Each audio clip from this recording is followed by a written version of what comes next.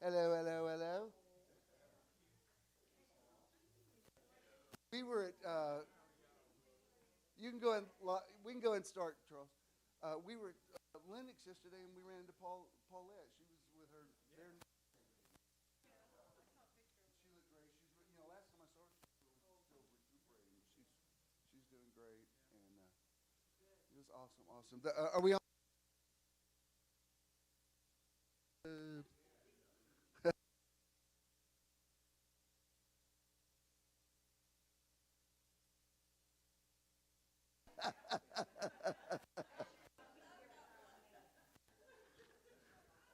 Are they doing soccer?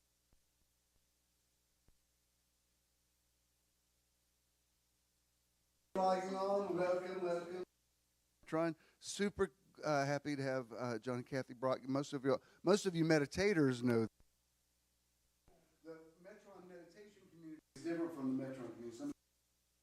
But they were up here for the Rolling Stones concert, so they were like on the fourth row. Got incredible pictures of Mick Jagger. So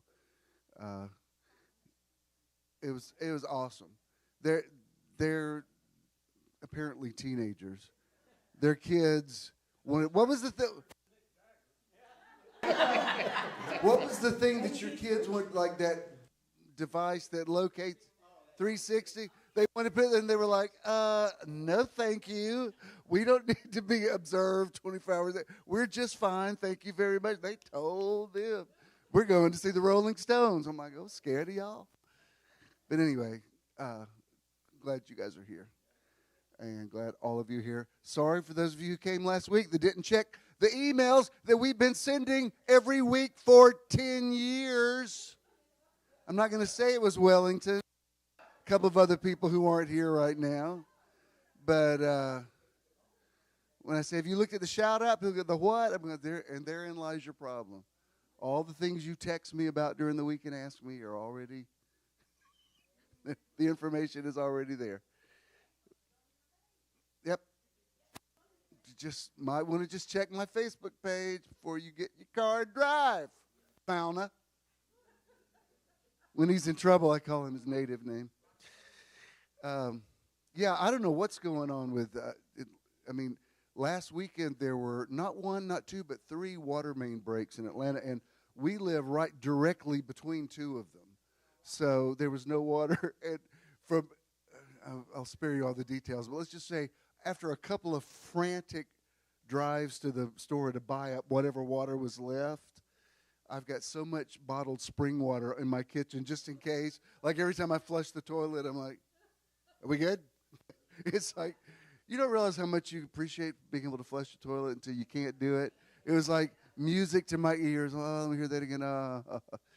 But and there was another one this weekend, so they've got a situation for sure. Come in. Glad you're here. But anyway, that's why I wasn't sure they had water here. I kept calling Judah. I said, do y'all still have water? He said, it's just a little bit of a dribble coming out. I said, I don't want to be negative, but that's the way mine was. Yeah, that's just what you have left in your pipe. But he went ahead and had an event here. I guess they got through it, but by that time, the water was back on, but I'd already announced that we were going to be here. So next time, let this be a lesson to you. Spirit of God, we're always in your presence. Where can we go from your presence? You know our down sitting and our uprising. But on days like today, we create a synergy that Jesus said where 2 or more of us gather together for an intentional purpose. There is a manifestation of the presence of the Christ that is different from omnipresence. And so we thank you for something that is synergistic and unique and powerful in this setting. And we open up our hearts to hear what Spirit says to us and through us and in us and as us. In your name, let's all remain standing for the Lord's Prayer, please, with some addendums. Our Father, who art in heaven, presence of divine love and light that lives within us and within all of life, hallowed be thy name. We invoke the powerful creative nature of all that is sacred and holy. Thy kingdom come. We embrace the healing essence that is the kingdom of heaven within us. Thy will be done.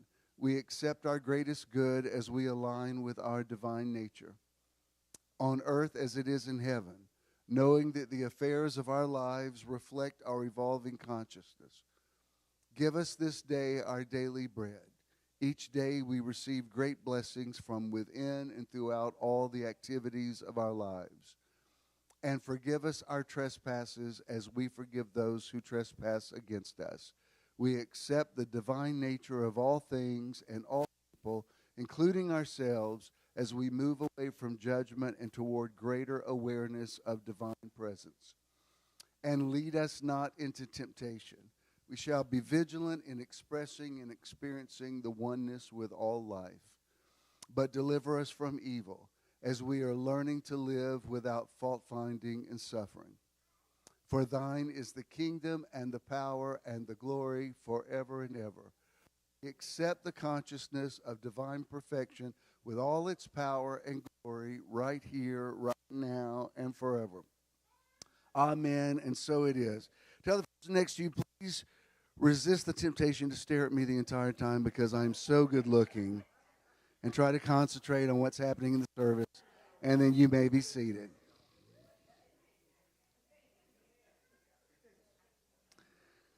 We're also glad to have Tondi with us today. Haven't seen her in a minute. We're always glad she's here.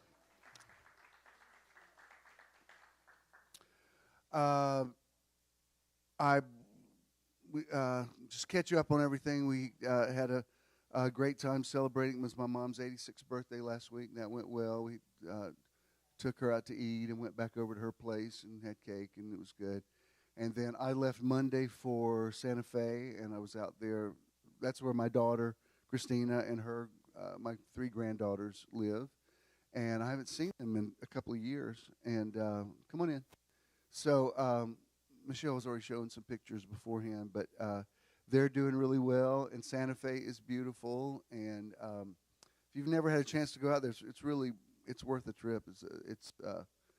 It's a different. I mean, it was hot there, dry, but it also snows there all the time. It's like very.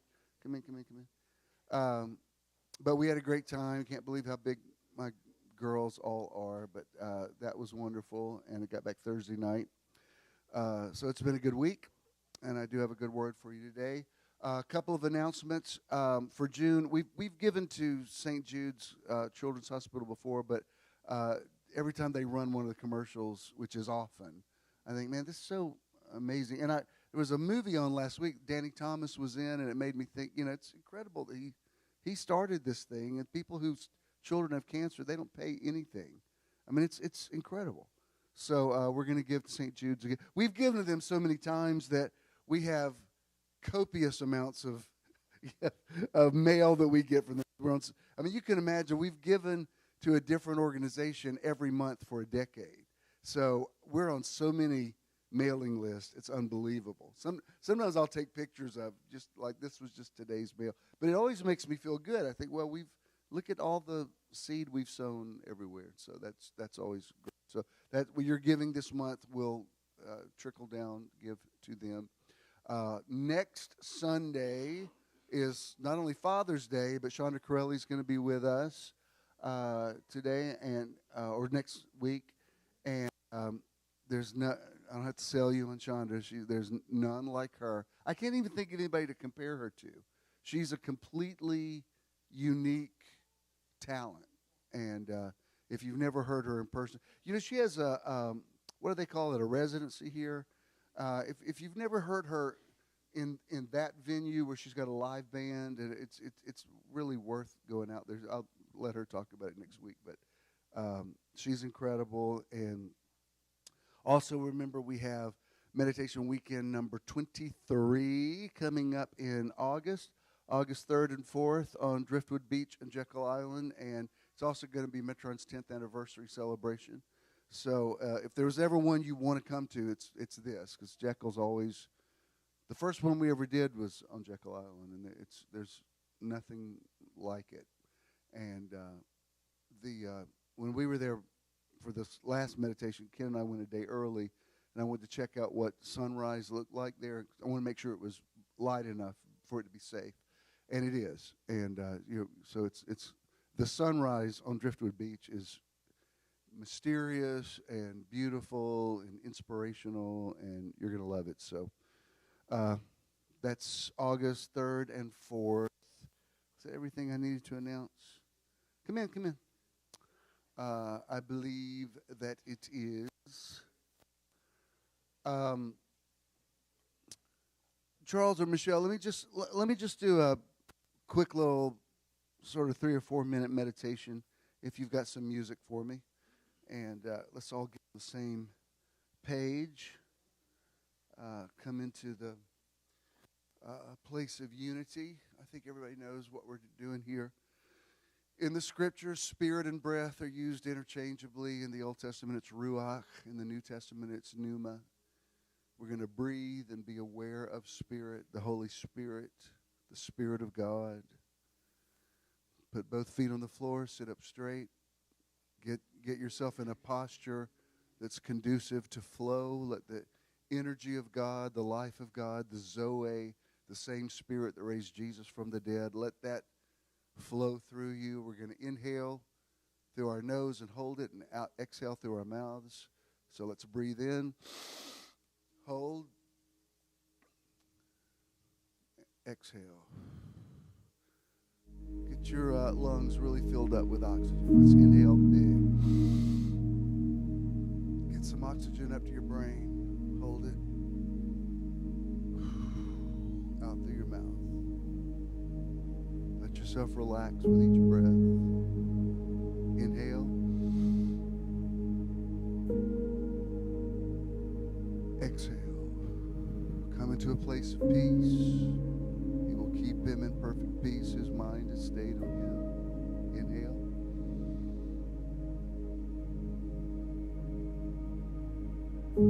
Exhale. Quiet. Be consistent in your breathing. Those of you who are streaming at home, do it where you are. Put your coffee cup down. Meditate with us. And just be in the presence of God. Be conscious. Be aware. Be yourself. Let's just breathe for a few minutes.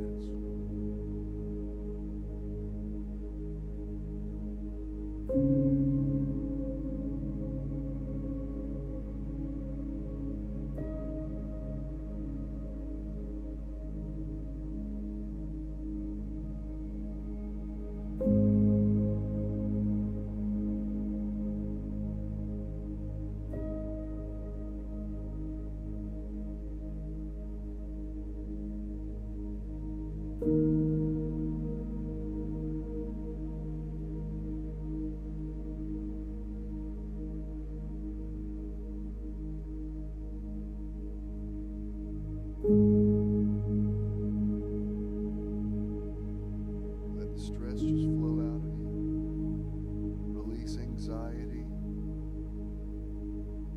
Just be at peace. Let your thoughts settle down. Let your heart open up.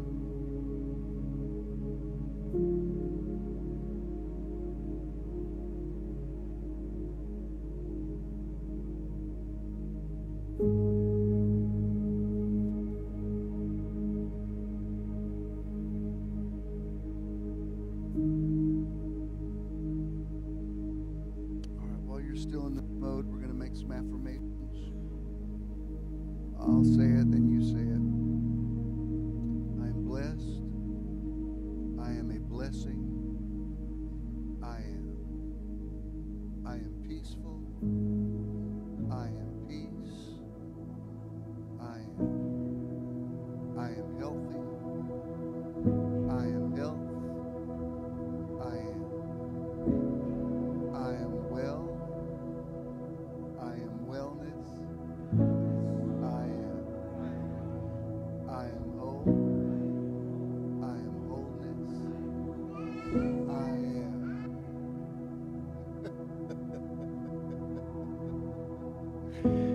that affirmation, little sister.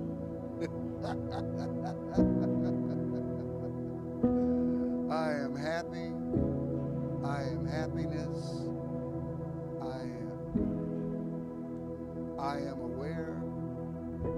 I am awareness. I am beautiful. All right, give me 3 breaths out of it. Okay, inhale, hold, exhale, in,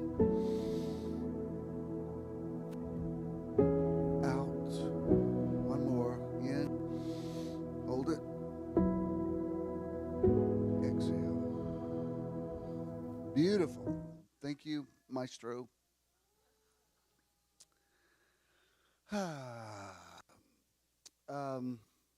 We ready for the podcast?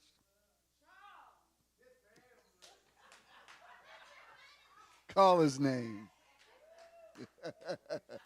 Call him up and tell him what you want.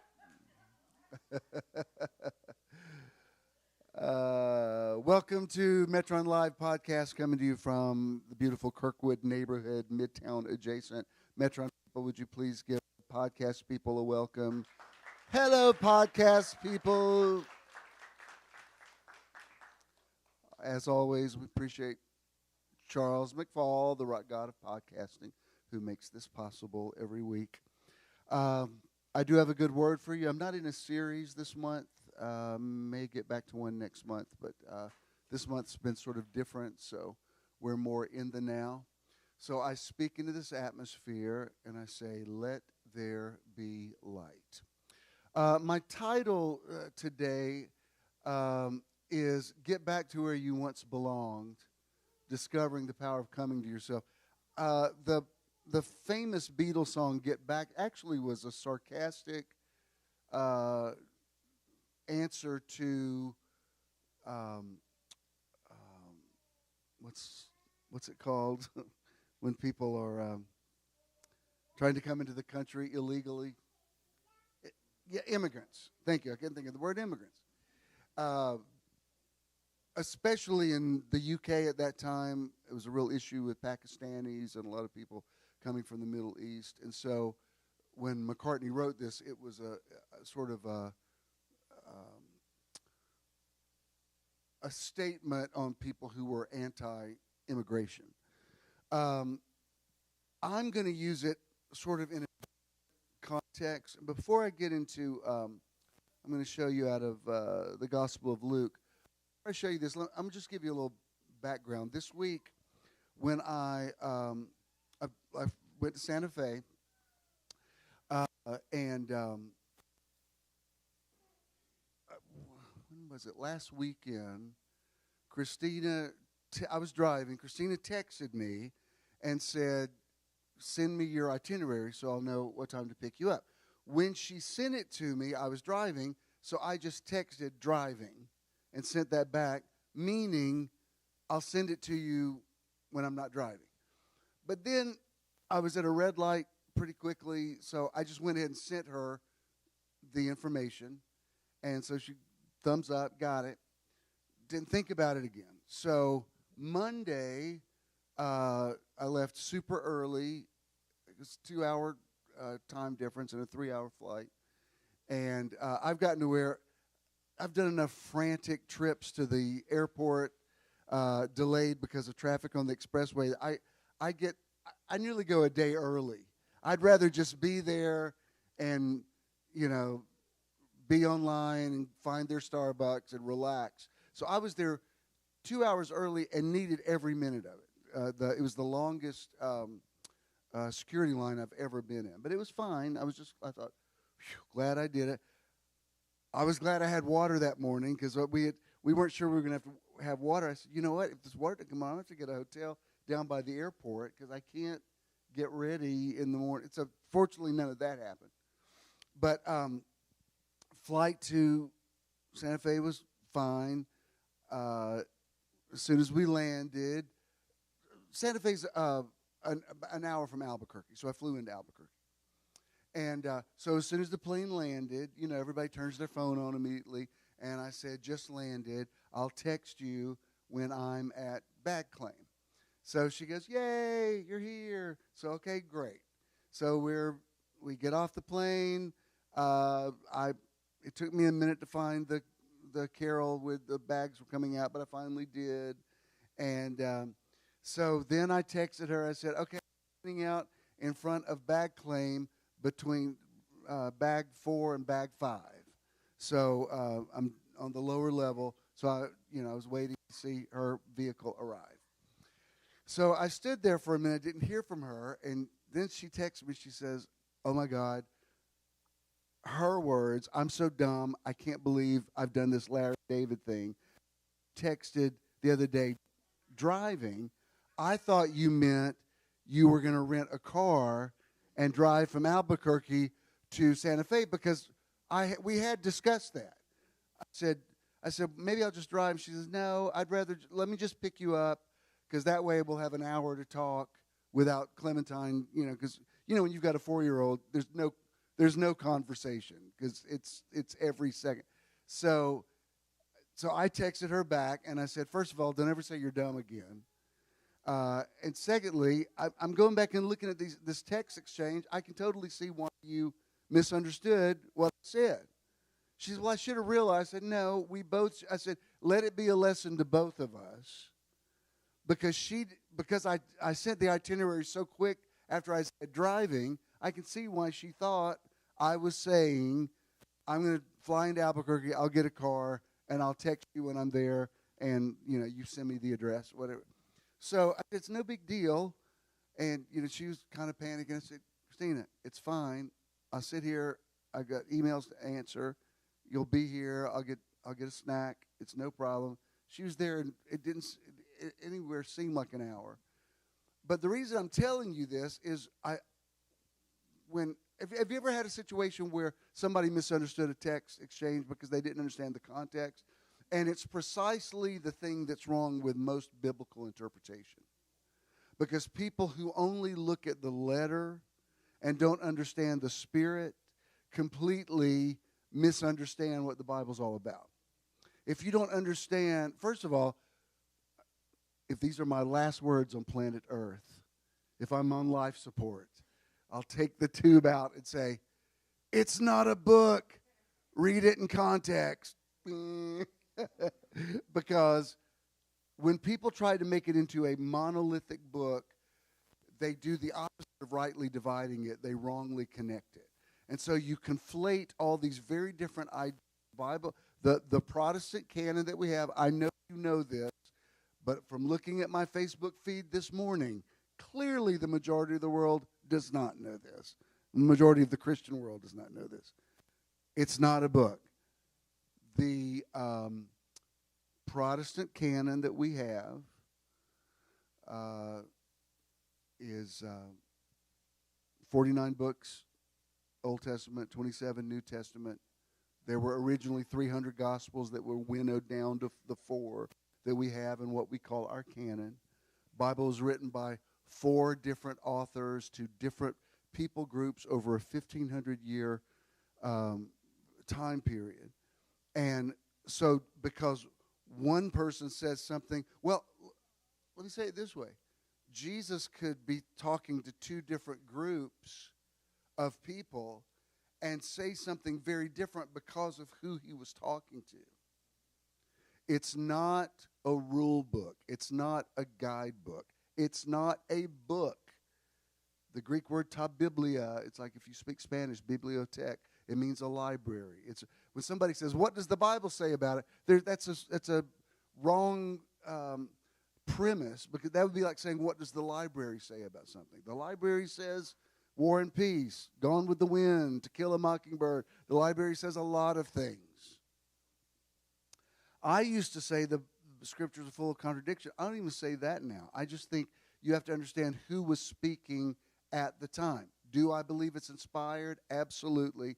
Do I believe it's the definitive word of God? Absolutely not. And the Bible writers would absolutely agree with me on that. I think they would be horrified to see the way people have exalted their writings into bibliolatry. I'm not even sure Paul, unless maybe his ego would have liked it, but the fact that we've taken administrative letters that he wrote to certain individual churches for a specific reason and called them the Word of God, I think he would be, if not horrified by, he'd be shocked at. So I'm not telling you to get rid of it. Obviously, I'm always going to use the Bible as ground zero for me. But you have to understand what it's not so that you can understand what it is. The reason so many people don't understand what it is because they don't understand what it isn't. What's that got to do with this? All right. Luke chapter 15, Jesus is very specifically speaking to a group of lawyers, Pharisees, the usual gang that's harassing him, accusing him. And they come to him with a specific accusation. They said, this man's a friend of sinners. He hangs out with all the wrong crowd. You know, if it's two birds of a feather flock together, anybody that judged Jesus' social life would have to assume the worst, because he's never hanging out with the right people. And when the right people comes along, it's like he cusses them out in front of everybody.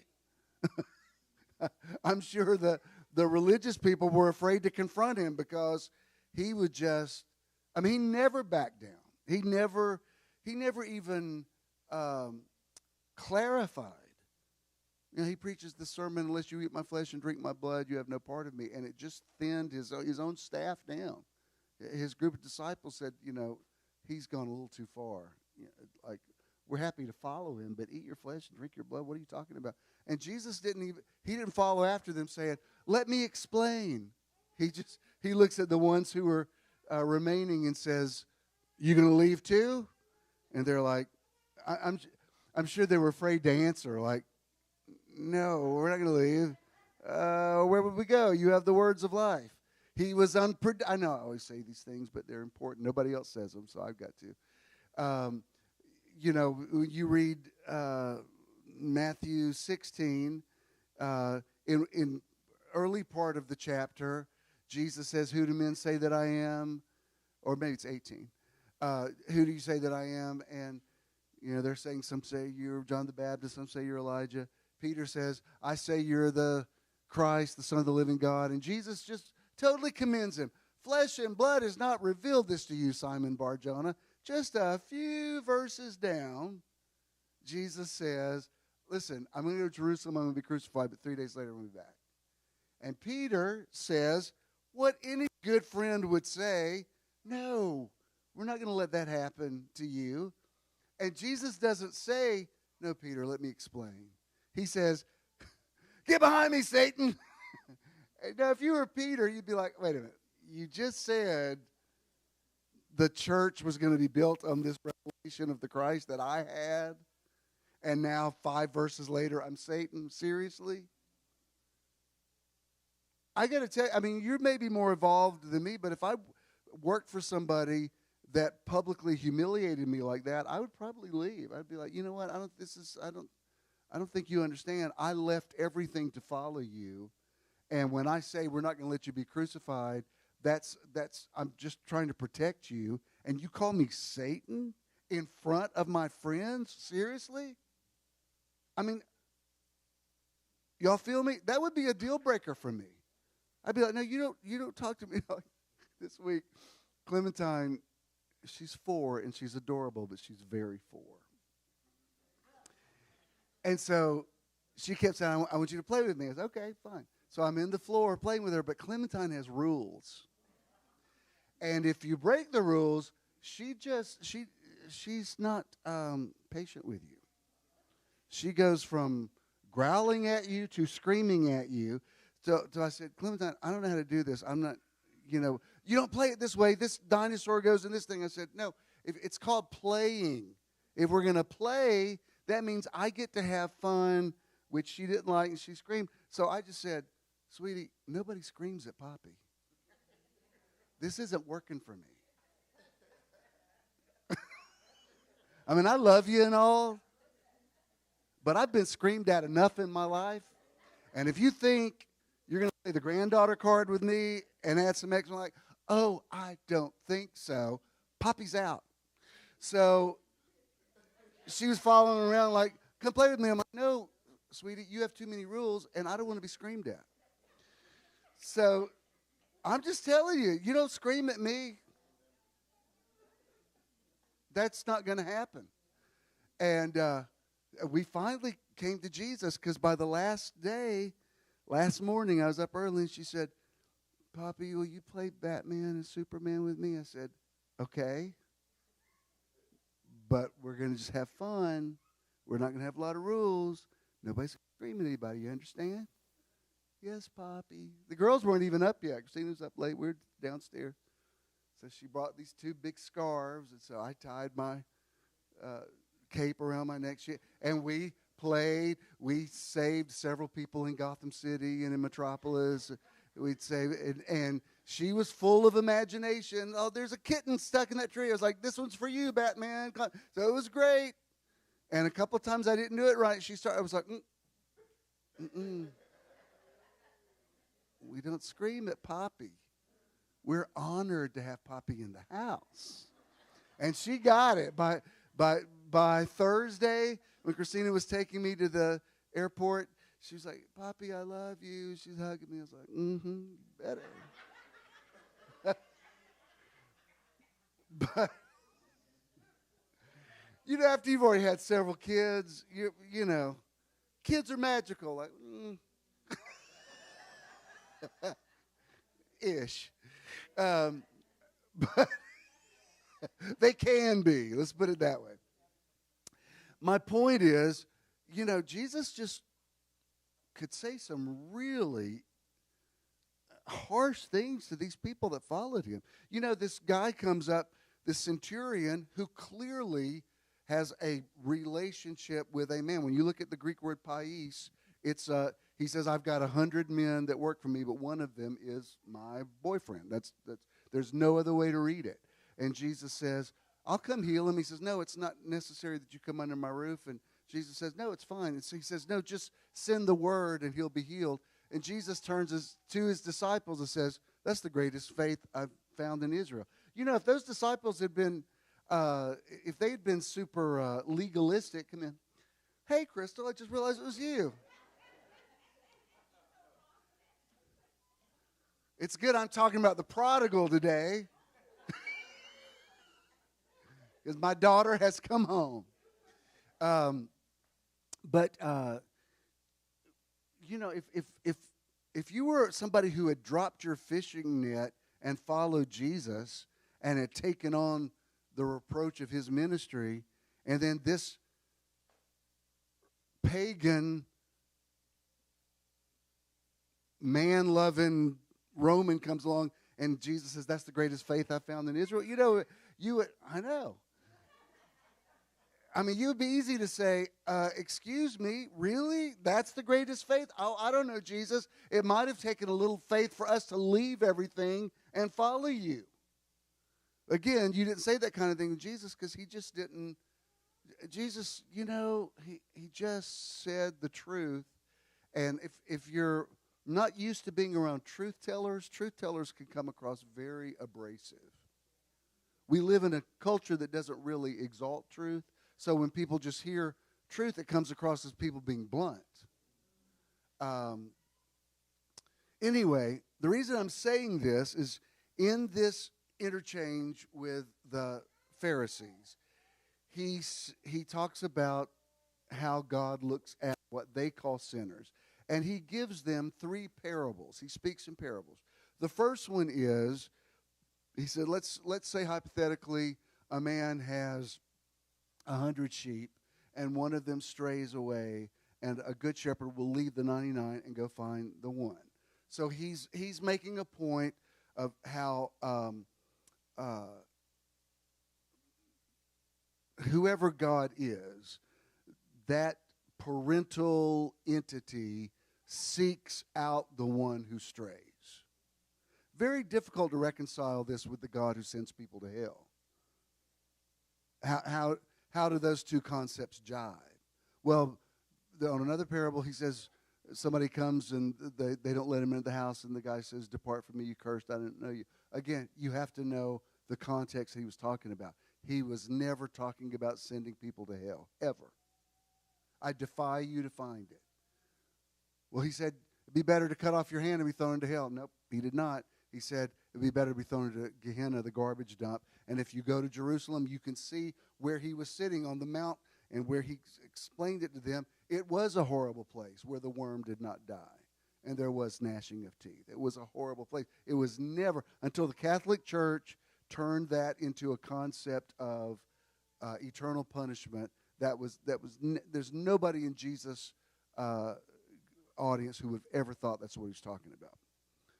So when he says God is the one who leaves the 99, what he's saying is that the individual is important. The individual matters. It's a very pro-democracy stance because he's saying everybody in the flock has import. There aren't some of the sheep that are more important than the others. The very fact that the shepherd will leave the majority of them. I mean, if you've got 99 left, wouldn't it just be easy to say, well, you can't win them all? If one strays off, what are you going to do? I have this many to look after. So what he's saying is that's the power of the individual. It's kind of another way of him saying even the very hairs on your head are numbered. In other words, every individual is important to the God that he's revealing. Then he ends that, and he goes to a parable about a woman who loses a valuable coin. And she sweeps her house trying to find it because, in a culture that mostly used coinage, a coin could be like a year's salary. So it would be like you misplacing money in your bank account and frantically going through online trying to locate what happened to it, and then you find where the money went. So she finds this coin, and she goes to her friends and says, I found this coin that was missing. So he's told two stories in a row to them about, I don't care how you dismiss people because by your definition they're sinners. That's not the way I think about it. To the woman caught in adultery, he says, where are your accusers? And she says, I don't have any. He says, well, then you're good to go. Because the condemnation is not, it's lateral. It's not coming from God. Well, he says, go and sin no more. No, what he was saying is, if you keep living this lifestyle, these misogynists are going to come out and want to stone you again. They're clearly high-fiving the man that you were committing the adultery with and taking it out on you. I mean, I don't want to say men are pigs, but so much of the Abrahamic faiths are a boys' club. I mean, as I understand the basic definition of adultery, doesn't it involve at least two people? I mean, she wasn't committing adultery by herself. And assuming the adultery was with the opposite sex, well, where the heck was he? If we're really that much anti-adultery, let's bring the couple out here.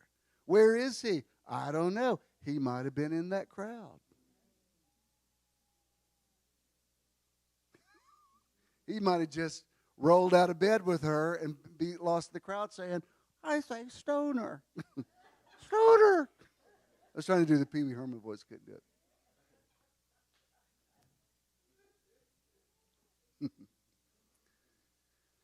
Then he goes into a third story, which is quite different from the first two. The first one is the sheep goes away and the shepherd leaves ground zero, leaves home base, and finds, like it's the God who pursues. Then you've got the woman who loses the coin and can't find it. So even in that metaphor, he's saying the individual is valuable. He's likening you to a valuable denomination of money. This third story is quite different, and I'm going to teach it today in a way I've never talked about it before. It's the story of what we call the prodigal son. I've shared this with you before, but years ago I remember I was sitting at my desk. I was doing a crossword puzzle, was not thinking about anything scriptural, And clear as a bell, I heard the voice in me say, what does the word prodigal mean? And I answered the voice. I said, it means runaway, right? That's not what it means at all. Prodigal means, in today's vernacular, it would be what we call extra. So-and-so is just that she's extra, meaning extra may mean a lot of things to a lot of different people. But when it's the same root word as like when a kid can play the piano and they call him a child prodigy, or someone is prodigious. Even when I looked up the definition yesterday, and it uses an example, and it says the dessert was crunchy and was prodigal with whipped cream. It means if something's prodigal, it means it's like an extra scoop. It's good measure, pressed down, shaken together, and running over. So when we talk about, and the word prodigal is not in the scriptures, but somehow in Bible history, we got the term prodigal son. It has nothing to do with the fact that he ran away. And this is why context is important, because if you read Luke chapter 15, you'll think, oh yeah, lost sheep, lost coin, lost son. No, the son's a different thing, and that's what I want to talk about today, okay? Because in this story, the father doesn't leave, the shepherd doesn't leave the 99. In this one, the father lets him do his thing. The father lets him find himself. The father lets him make his own mistakes. The father lets him learn his own lessons. I did a painting. Rose kid commissioned a painting, and it's Dorothy from The Wizard of Oz, and it's that ending line where Glenda from The Wizard of Oz, Glenda says to Dorothy, "You've always had the power to go home." And Scarecrow says, "Why didn't you tell her?" And she says, "Because she wouldn't have believed that she had to learn it for herself." I mean, there's so many truths to The Wizard of Oz, but that's really the most powerful truth in it. There's just some things you have to learn for yourself, but even that is not totally what this story is about. So I'm going to look at, this is Luke 15, 11 through 24 in the Amplified Classic. This is what it says. And he said, there was a certain man who had 2 sons, and the younger of them said to his father, "Father, give me the part of the property that falls to me." And he divided the estate between them. Now, that right there, Jesus doesn't go into a lot of detail, but that's a very prodigal attitude for this young man to have. If I weren't teaching, I don't want to offend anybody. If I were just talking to somebody, I would say that's kind of a ballsy thing to do. And don't be offended, but that's how I would say that. It was like that's pretty over the top for this younger of the 2 to have the nerve to go to the father and say, I know I'm in your life insurance policy, but if you could just go ahead and give me the money now. And interestingly, the father agrees to it. He doesn't say, "Who do you think you are? I ain't dead yet." I mean, there's a lot in that. It's basically saying, the money that's coming to me is more important to me than you are. I don't care anything about this estate that we're working on. This isn't what I want to do. There's an insult in that. We find later in the story the older brother works the land and is a help to his dad. So this is the younger son you don't want. This is the younger son who doesn't help, doesn't have wisdom, wants his money, wants it now, doesn't care about you, doesn't care about anybody else, doesn't care about what it looks like. He just says, if you got something you're going to give me, I want you to give it to me now. I mean, most parents would be like, "Who do you think you are?" Well, if it's a family business, most people would say, "Why don't you stay here and help? We need your help here." We don't see any of that. This guy's a narcissist. This guy only cares about himself.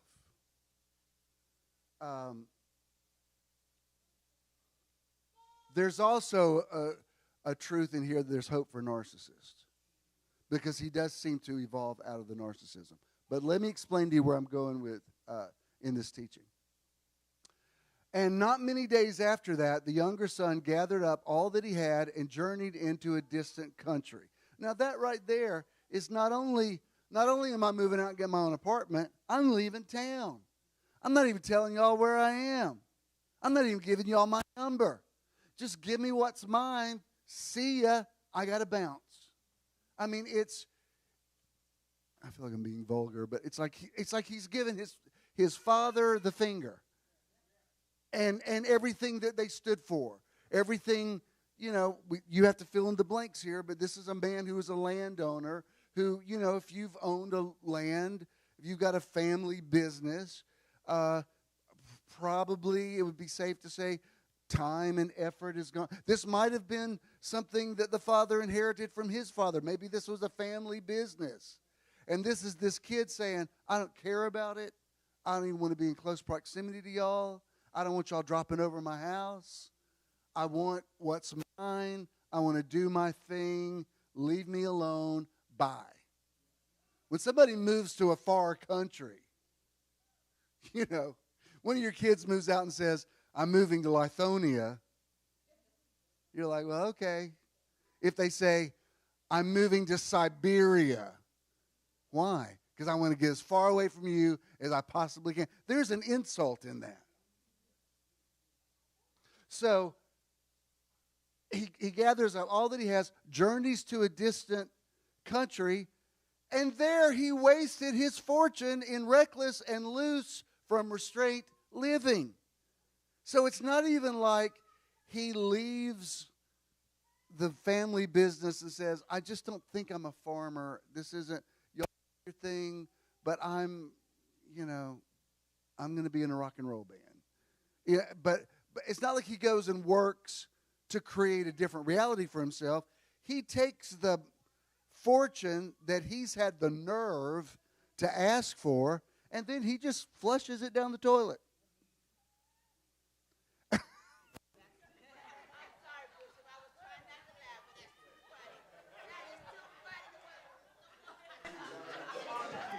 Michelle,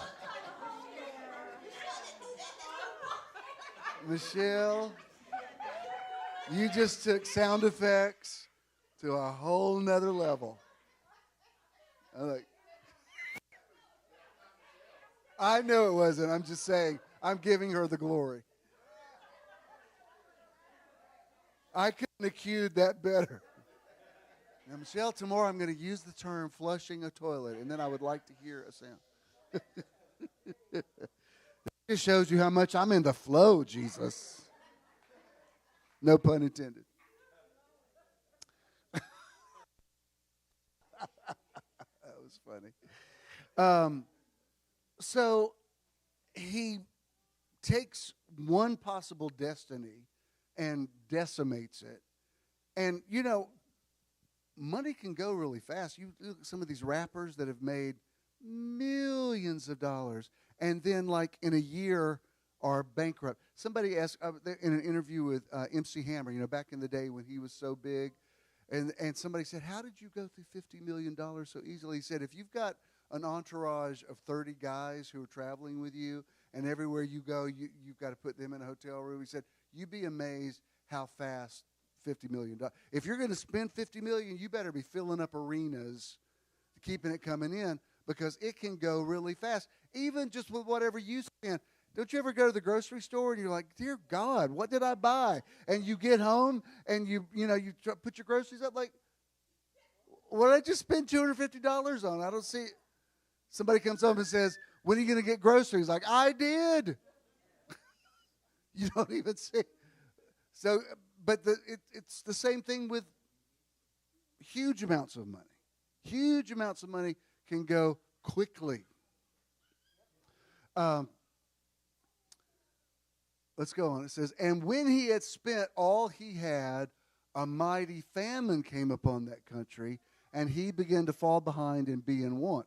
So he went and forced or glued himself upon one of the citizens of that country, who sent him into his fields to feed hogs. Now, right here, this guy, this guy's got some serious survival instincts. He has, first of all, the nerve to ask for his inheritance. Then he finds himself in trouble, and he gets himself a sugar daddy. He's like, I'm not saying they had a relationship. I'm just saying it's like he found somebody like, I got to have somebody to help me. Like there was an agenda to this relationship. I love that the Amplified says he glued himself to him, meaning like, no, I'm going to make myself indispensable here. But this actually factors into what I want to talk to you about today. And I believe it might be the next chapter after this. I'm not sure because I didn't think I was going to refer to this. I think it may be in Luke 16. I'm not sure. If there's a story, I'm pretty sure it's Luke 16, where Jesus talks about a man who was a steward for another man. It's called the story of the unjust steward. And this guy was in charge of the man's accounts. And one day, the man realized that a lot of his vendors owed him money. And it was the steward's responsibility to make sure that money was coming in. So the steward, to save his job, goes to all the vendors and says, if you'll pay my master, you can just pay 50%. Well, they were all glad for the deal, so they all paid up, and the master just says, oh, this is amazing. You got all these people to pay. And really what the guy did was he worked the system. Instead of him saying, well, they didn't really pay you everything they owe you, but at least, he's saying, I'm looking at the books. The man who owns all this, he's not checking out with a fine-tooth comb everything. All he sees is, oh, wow, we got money coming in. You're doing a great job. The guy was actually working against him. I mean, in theory, he was stealing from him. Right? And you know what Jesus says to his disciples? He commends the guy. He goes, this guy's really clever. Now, didn't Jesus get saved? How does Jesus not know that's not right? Jesus, that was unethical. Probably illegal what he did. And Jesus says to the disciples, I'm going to tell you something. The children of this world are smarter in their generation than the children of light.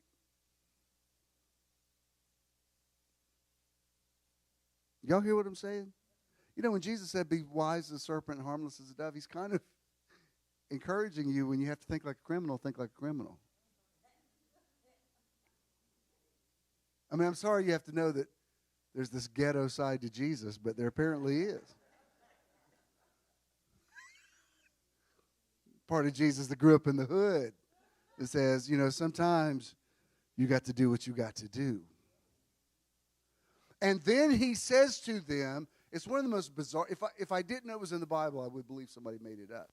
He says to them, to his disciples, talking about the unjust steward, he says, make to yourselves friends of the unrighteous mammon so that they can take you into everlasting habitations. You know what he says?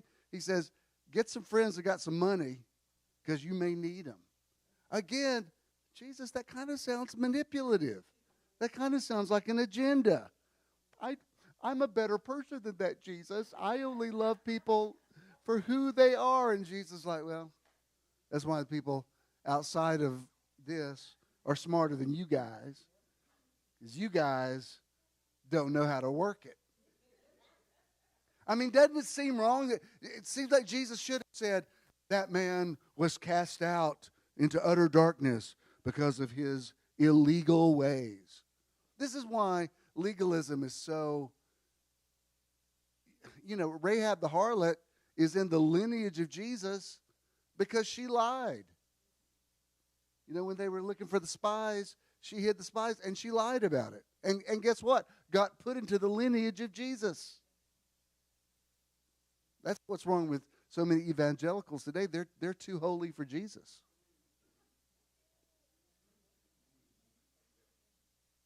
Classic example, Acts chapter 10. Peter takes a nap on top of the building waiting for dinner. Vision of a sheet out of heaven comes with all these unkosher things that Peter had been told his whole life, don't ever eat this.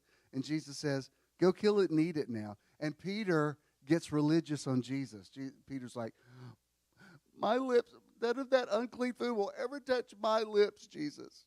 Jesus, you need to get right with God, because that's unkosher.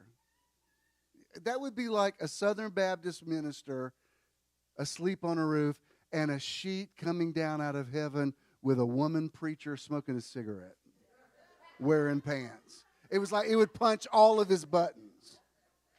What's wrong with this picture? Everything. And Jesus is like, no, it's okay. I'm cool. I called her. And Peter's like, I'll never do that.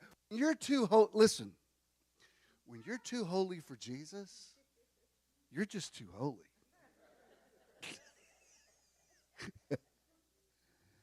Bishop, are you saying Jesus encouraged bad behavior? A couple of times, apparently. So we're seeing a pattern with this guy. We don't like him, but we're kind of impressed with, this guy's got some serious survival skills. I mean, when you're starving,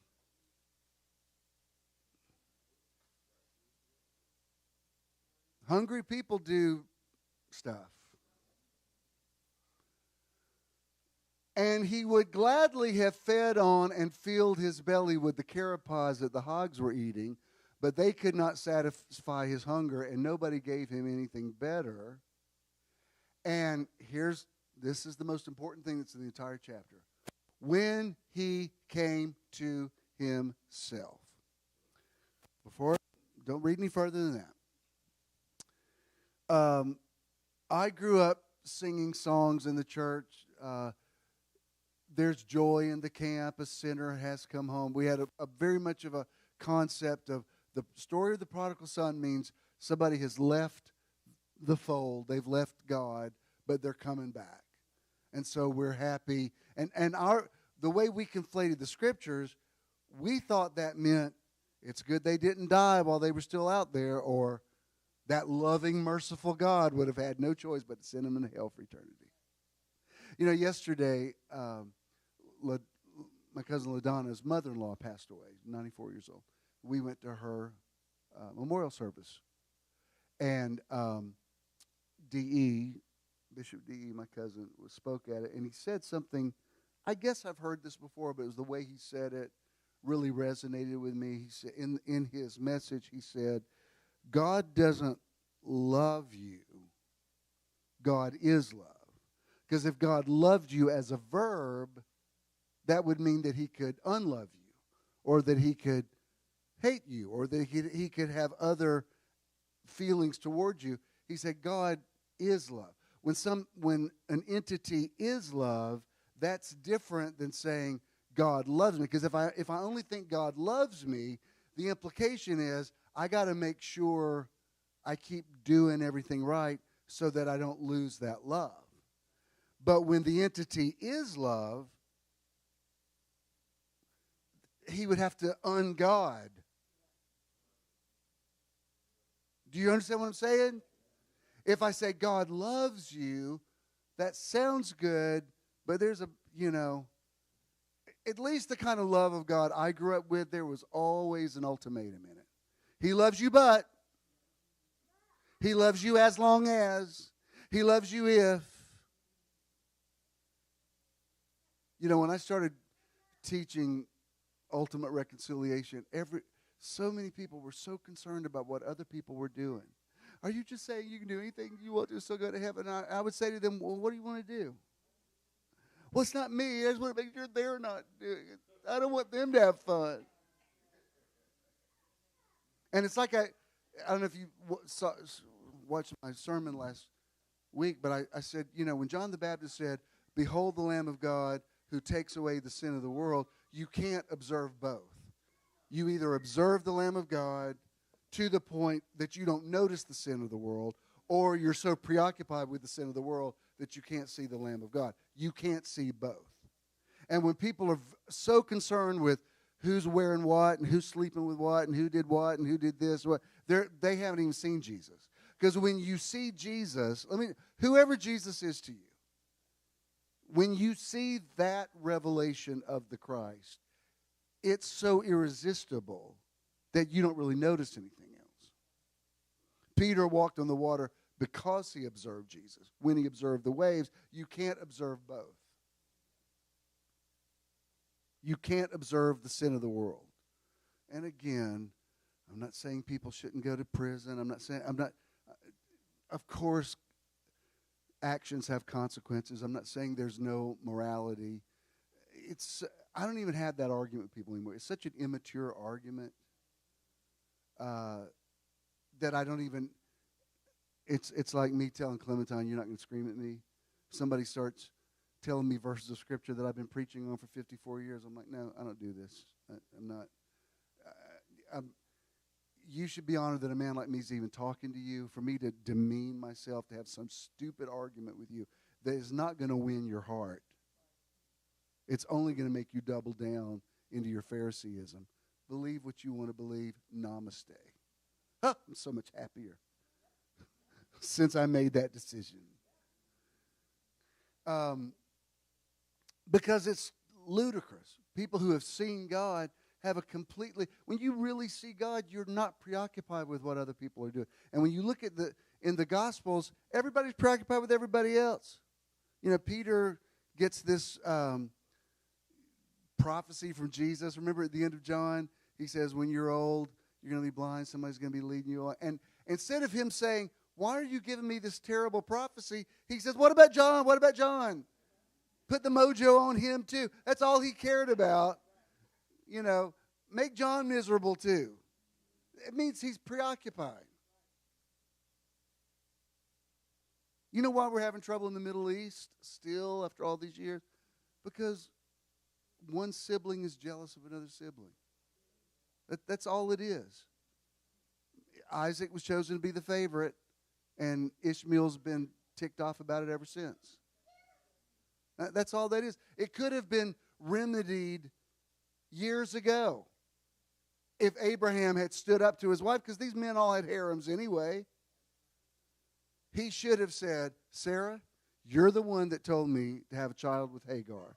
Ishmael is my son as much as Isaac is. Y'all both figure it out.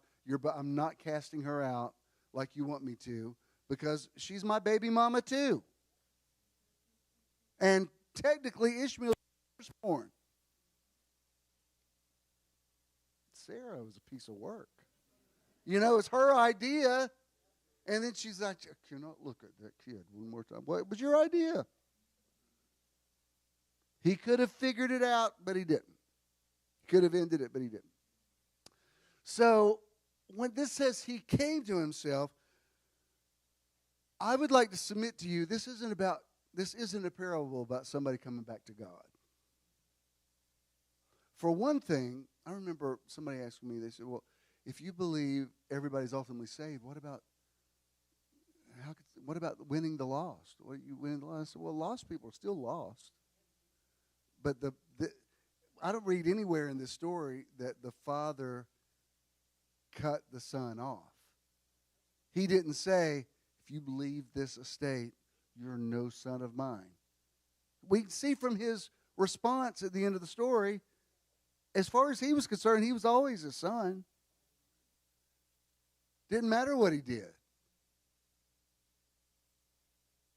And it says he came to himself. Coming to yourself means, I know how to do this. I know, why am I living like this? I got myself into it. Listen to me. I got myself into it.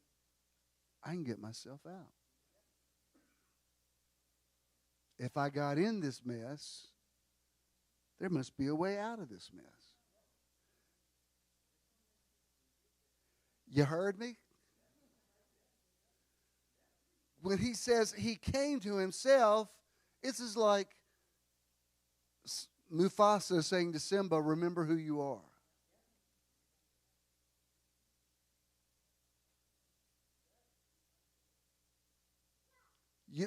Look, there have been times in my life that I thought I didn't know what I'm doing. And I think, wait a minute, I've been flying this plane for a while. I know how to, this is just some turbulence.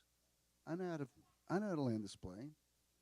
And sometimes you can get so preoccupied with the starvation and famine around you that you start thinking you're going to lose everything too. May I suggest to you, ladies and gentlemen, 1,000 may fall at your side and 10,000 at your right hand. It shall not come nigh you. Only with your eyes will you see and behold the reward of the wicked.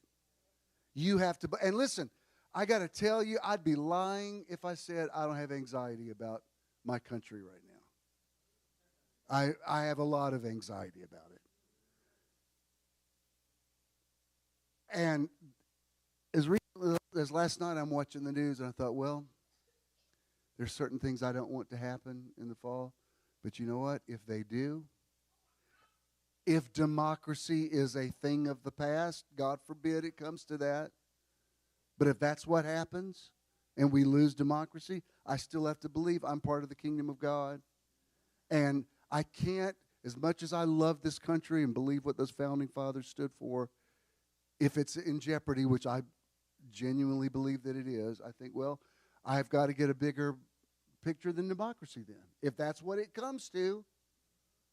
Because according to recent polling, there's a bunch of people in this country don't care about democracy. They are ready for a theocracy. They're ready for authoritarianism. They're ready for fascism. I'm like, well, if that's what it comes to, then I've got to believe I'm going to still be okay. Somehow, I've laid up treasures in heaven where moth and rust do not corrupt, and God's bigger than this. And how those people's theology led them to support that is beyond me, but that's their journey. So I've got to, I mean, people, you got to get to where you believe you're going to be okay with or without your family, with or without your country, with or without your job. I mean, if it comes to that, and you say, what we do without you got to believe if God has to send ravens to feed me, he did it before, he'll do it again. If I have to find money in the fish's mouth, it's happened before, it'll happen again. You've got to get a bigger picture.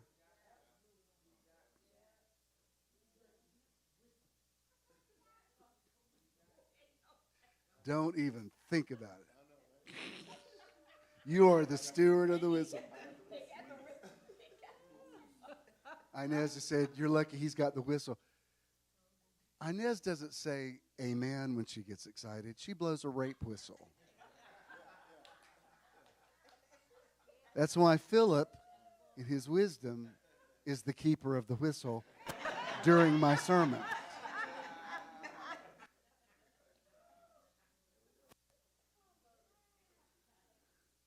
Because grandchildren don't scream at me, and nobody blows a whistle in my face. You got to have boundaries.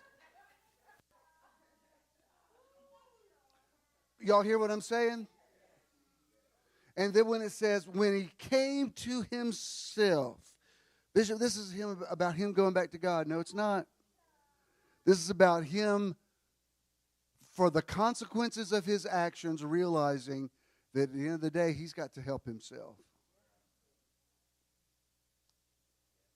May I refer to the Wizard of Oz once again? In that same little section, Dorothy says, I don't think there's anything in that bag for me. And because the wizard had made the other three characters realize they already had in them what they needed. But she says, there's nothing in that bag for me. And Scarecrow says, here's someone who can help. Glinda comes down in the bubble. She says, you've always got the power to come home. And then the wizard says, you can get in my balloon. I'm going to take you back to Kansas. So you're like, okay, she figured it out. But then, you know what happens. Toto chases this cat, and the wizard takes off. And she says, well, come back. How am I getting home? And he says, I don't know. I don't know how to fly this thing. So what happens? She's forced to find out that she's got to help herself. She's got to find home inside herself. Bishop, that sounds humanist. Yeah, it is. It's a very humanist doctrine. And guess what? God loves humanism. Because he's saying, let us make people in our, let us make humans in our image. And let them have dominion. Let them find out that the power is in them. Let them learn how to come to themselves. You know that feeling, and I believe it comes from God. But when you've been laying awake all night, you're like, what am I going to do about this? What am I going to do? And this idea comes to you, and you think, I know what I'm going to do. And suddenly peace comes to you, and you think, I know exactly what I'm going to do. And you take care of it. I remember, it's a smaller thing, but it was a big deal to me at the time. My first job, I started preaching when I was 13, but that didn't pay anything. So it doesn't always pay now. You feel me? But anyway, Christina was telling me how much she makes as a DJ. I said, girl, you make more than I do. Come on, Jesus. But my first job was at the DeKalb County Library, and I loved that job. I'm nothing against you if you worked at McDonald's, but I didn't want to do that. I just didn't want to do most of the jobs that teenagers have to do. So the DeKalb County Library was perfect for me. I spend all day around books, and, I didn't have to break a sweat, and it was great. It was just walking distance from, I could leave school and be there at 3:30 and work a couple of hours and have a little paycheck. It was great. But I took it for granted, and we got this new boss that she wasn't fun like the other boss. And she didn't like any of us like the other boss did. So one of my friends came to me, and he said, hey, listen, I got to tell you something. I overheard Miss Young talking about you, and she's going to fire you. I said, why? She said, because sometimes you clock out early. She thinks you got a bad attitude. And there was a third thing. It was something else. And I thought, oh, snap, I don't want to lose this job. And Brother Jimmy's going to be real unhappy if I tell him I got fired. Pastor Jimmy didn't like when people got fired. So I thought, what am I going to do? What am I going to do? Miss Young, can I have a word with you? What is it, Jimmy? Can I make an appointment with you? So I go into her office, and I said, listen, I just want to talk to you about it. And I said, I just feel like my attitude hadn't been really good lately. I went down the line. I can't believe she didn't realize. Clearly somebody had told me, because I used all her bullet points. I said, sometimes when I'm in a hurry, I clock out of here a little earlier than I'm supposed to. And whatever the third thing was, I mentioned all of her grievances. And she said, Jimmy, this is amazing. I can't believe you have had a paradigm shift like this. She said, this is great. And I worked there until I went away to college. And when I went to college, I got another job at a library. That's part of the reason I went to Southeastern, because I met the guy that says, why don't you come work in our library? I knew how to do it. Back then, there was a whole thing, too, about the Dewey Decimal System, and you had to learn how to use microfilm. It wasn't just like shelving books. There was, there was a skill to it. And I had done it for 2 years. It ended up affecting my destiny. It's why I went to school where I did. But it could have gone very differently if somebody said, Miss Young wants to see you in your office. I would have, but I had no idea. I thought I was doing fine. I beat her to the punch. Can I see you, Miss Young? Can it wait, Jimmy? No, ma'am, I think I need to see you today. This is really strong on my heart. I think the DeKalb County Library is a great place to work. I feel like I've taken it for granted with my attitude. And I just feel like the DeKalb County Library deserves better. Jimmy, I am impressed. I was like, bet you are. And the thing is, I needed to have a good attitude. It's not like I'm lying. It's just that I just didn't let myself get victimized. I didn't want to get fired. You can't just sit around and wait for stuff to happen. Sometimes you got to get in front of it.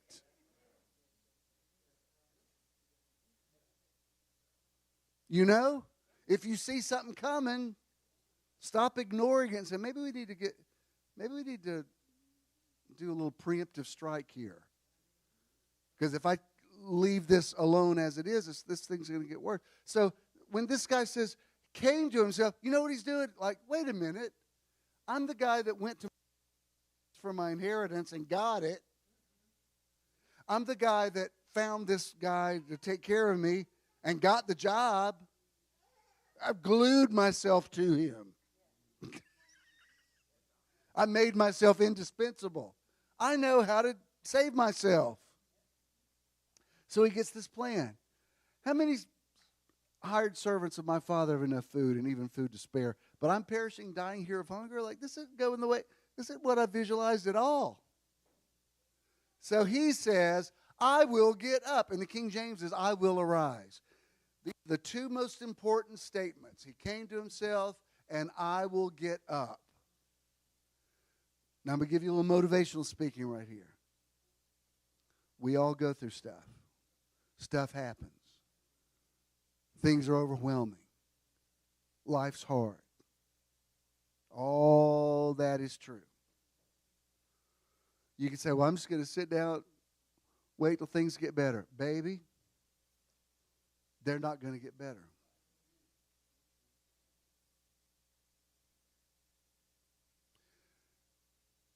You got to do something about a situation. There is a time to take your hands off a thing, absolutely. There is something to be said for detachment at the right time. There's something to be said for surrender. There's something to be said for trusting the process. I think all of that is true. However, when you're finding yourself in a pigsty, jealous of the food that the pigs are eating, that should be a wake-up call. That's when you say, I need to do something about my situation. He could say, well, the shepherd's going to leave the 99 and come find the sheep. Or the woman's going to sweep the house, look for the coin. I don't think Daddy was coming to look for him. We don't see that Daddy had a search party out. Like, I heard there's a famine in the land. They might not have even known where he was. He went to a distant country. This is back before there was, texting, or what's the thing your kids wanted to give you? There's no way you could, somebody left to a different country. You didn't know where they were. You couldn't send somebody an email. Even if you were writing somebody, you had to wait till a letter got there. It could take a year for a letter to get there. So when he says, I've got a plan, I'm going to get up. I'm going to do something about this. And he says, he's basically saying, clearly, I got to go back with a different attitude. Because I can't go back and demand the rest of my money. I already got my money, and I already spent it. So I've got the balance of power is a little different now. So I'm not saying he's faking the humility. I'm saying he knows that the humility is important. Because he says, I'm going to get up, I'm going to go to my father, and I'll say to him, Father, I've sinned against heaven and in your sight. Miss Young, I know that I've had a bad attitude lately, and I've clocked out early, and whatever that third thing was that I can't remember what I did. If you didn't like it, I just want to get on top of that.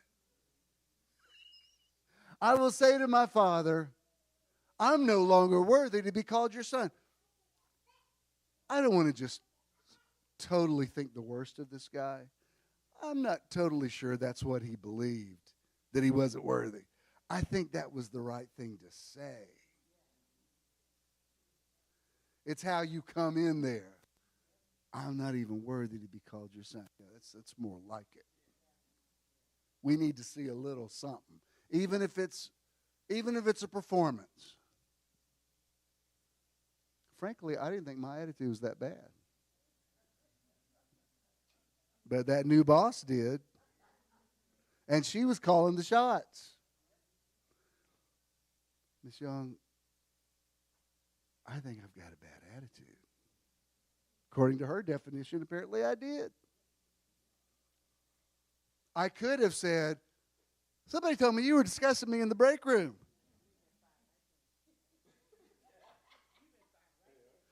Every season, we always watch American Idol. And it's not just, I mean, whoever wins, I don't even know what it means anymore because you don't really see it. It's kind of, the days of Kelly Clarkson are kind of over for that sort of thing. What I'm always interested in is to see, like, sometimes those judges will say, like, really kind of harsh things to some of these contestants. And some of them go off on them. You know, I mean, somebody like Lionel Richie, he's established as an icon. If he says, I don't think you're ready for this competition, you don't get in Lionel Richie's face. And some of them do. They're like, I don't think you, yeah, baby, the jury's already, the verdict's already out. Like, yes. Well, I don't like his music. We don't care if you like his music or not. He's already in the pantheon of, you know, he's an icon. He produced We Are the World video. So some of these punk kids who are, you know, y'all don't know nothing. I'm gonna go out and be a star anyway. No, you're not. I mean, it's good for you to believe in yourself. I get that.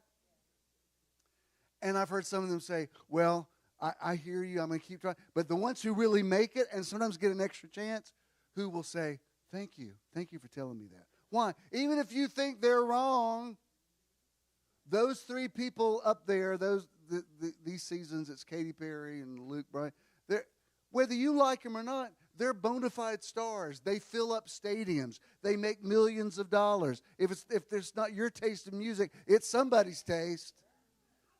So you little punk 14-year-old who's going to be lecturing these three people, oh, y'all don't know good music. Like, baby, we're never going to hear from you again. You're done right there. And some of them leave and come back another season. I've seen some of them come back in and they'll say, you look familiar. I was here 2 seasons ago. Why are you back? Well, because you said I wasn't ready, but I've really been, you know, trying to hone my gift. And I've seen some people, they're like, you're ready now. That's great. But you know what? It wasn't just their talent. It was their attitude. Instead of saying, I sang in front of 7 people in my hometown. Y'all better recognize. No, you're still a nobody. We still don't know who you are.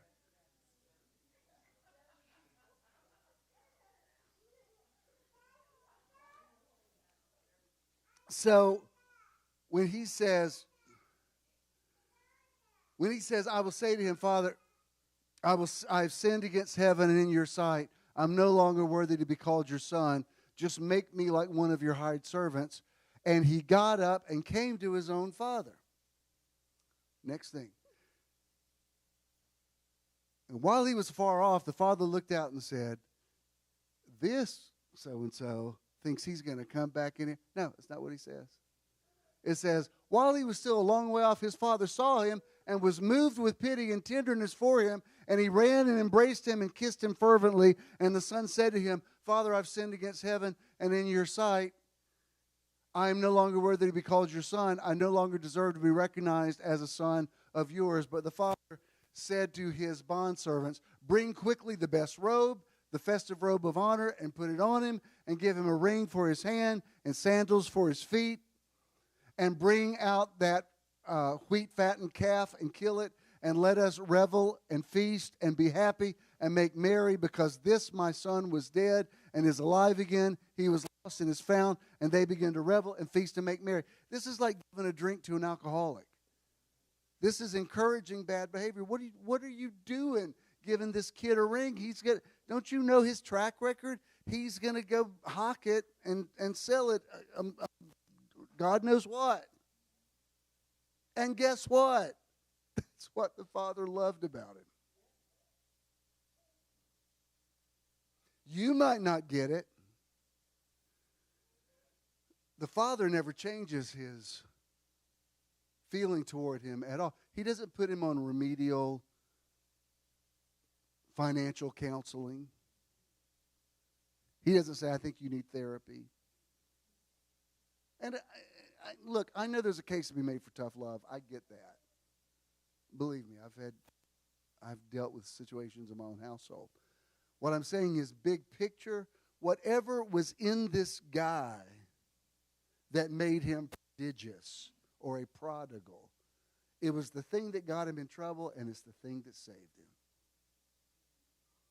His charisma worked against him. His charisma worked for him. What's my point in saying this? I don't think this is about you trying to come back to God. You can't get away from God. What I'm saying is when you start letting yourself be victimized by life, it's incumbent upon you to say, wait a minute, I know how to do this. I'm gonna rise up and make a case for myself. Let me go through this real quick. Let me show you. Next, this is Isaiah chapter 60, verse 1 in the Amplified. It says, arise from the depression and prostration in which circumstances have kept you. Rise to a new life. Shine and be radiant with the glory of the Lord, for your light has come, and the glory of the Lord has risen upon you. Let's wrap it up. Let's go through all these. This quote by G. Brian Benson. Once I began to realize that there were no rules and that my path didn't have to look like everyone else's, I relaxed and my whole world opened up. I'll show you the next one. Steve Maraboli, this motivational speaker. Let today be the day you stand strong in the truth of your beauty. Journey through your day without attachment to the validation of others. Number 5, Veronica Tugaliva. You'll never know who you are unless you shed who you pretend to be. Do you understand the point I'm trying to make? If this guy didn't come to himself, he would have said, I can never go back. I mean, how am I going to go back to my father? I can't go back there. I've burned that bridge. I used all my money. I've humiliated myself. I've humiliated the family. It took as much, in Yiddish, what they call chutzpah, for him to go back and ask to come back as it did for him to ask for his inheritance to begin with. So whatever's in you that made you who you are, dance with the one that brought you to the party, baby. Because that's the one that's going to take you home.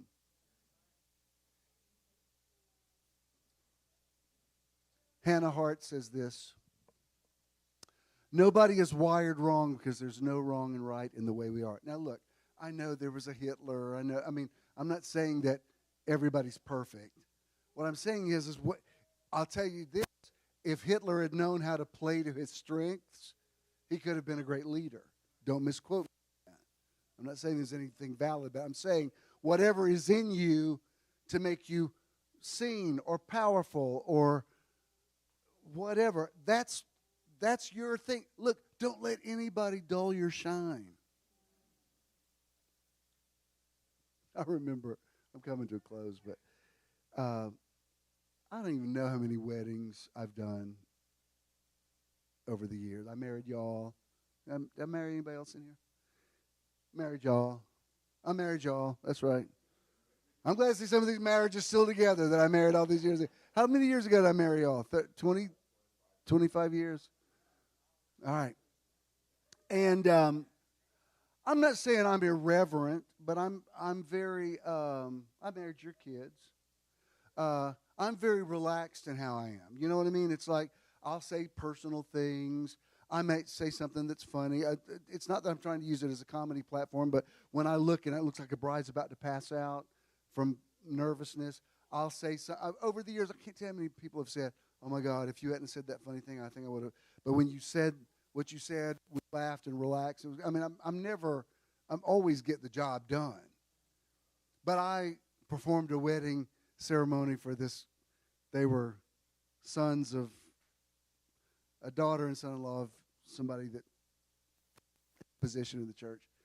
And if somebody said this to me now, I would have just said, I don't think I'm supposed to marry y'all. But the young man, wasn't coming from the daughter. So this was the guy she was marrying.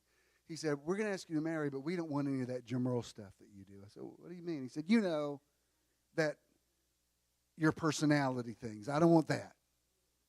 I said, okay. What? He said, no, I've just seen you do some weddings, and I just think that's it. I just don't like that. Kept waving his hand in front. Now I would be like, this meeting's over. Go find yourself somebody to marry. But her parents were highly involved with the church, so I just took it. And I said, okay, tell me what you want. He said, I just want the traditional ceremony. I said, you got it. The only wedding I've ever done that I read the entire thing. And I wasn't trying to make a point, but I thought, we're going to make sure there's no personality in this thing. Dearly beloved, we are gathered here today in the sight of God. I read the entire thing verbatim. I did the old school, for better, for worse. People lined up afterwards like, are you okay, dear God?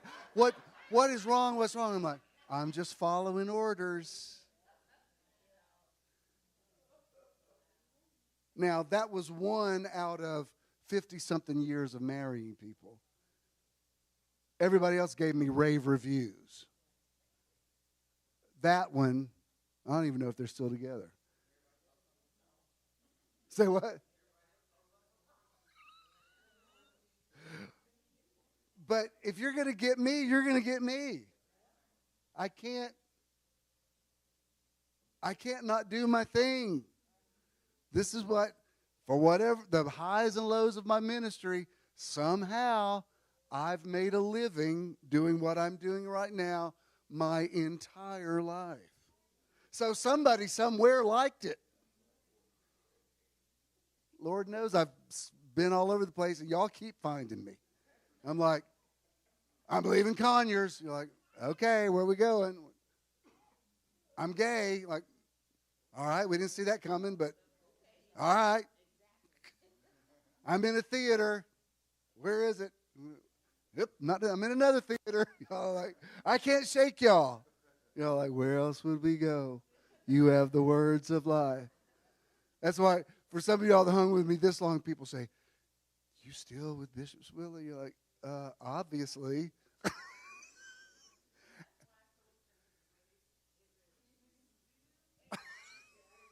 And I'm not even talking about all the theological shifts. In the middle, I'm like, oh, by the way, hell's not literal. You're like, all right.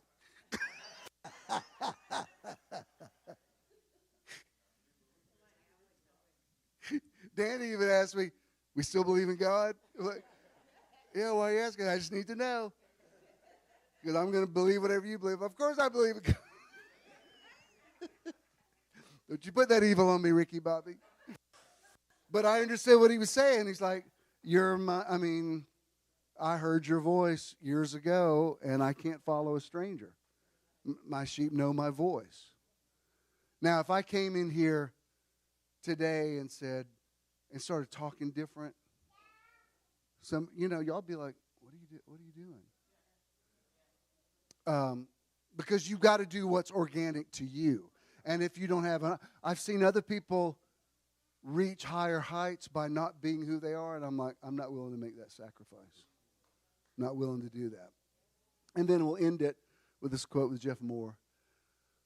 Being yourself means shedding all the layers of looking good, wanting to be liked, being scared to stand out, and trying to be who you think people want you to be. Now, of course, you have to consider other people. Of course, you have to walk in love. Of course, you have to have good manners. I'm not saying that you should just go out and run red lights because this is the way I want to drive. Of course, you live in a society, you've got to consider the other people. But within that framework, you have to be you. And if something removes you from being you, you have to get back to where you once belonged. And you belong to yourself. Let's all stand.